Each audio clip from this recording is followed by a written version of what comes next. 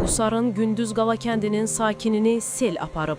Dostları 29 yaşlı Fariq Rəsulovu xilas edə bilməyib. Birinci dəfə sürüşdü, güclə tutub çıxartdıq biz.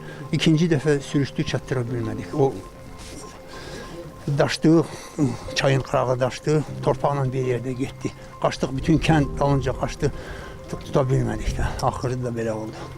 Son günlərdə yağan yağış paytaxt Bakıda və müxtəlif bölgələrdə həyatı iflic edib. Xüsusən şimal bölgəsində əhalinin təsərrüfatına, mal-qaraya və əkin sahələrinə çoxlu ziyan dəyib.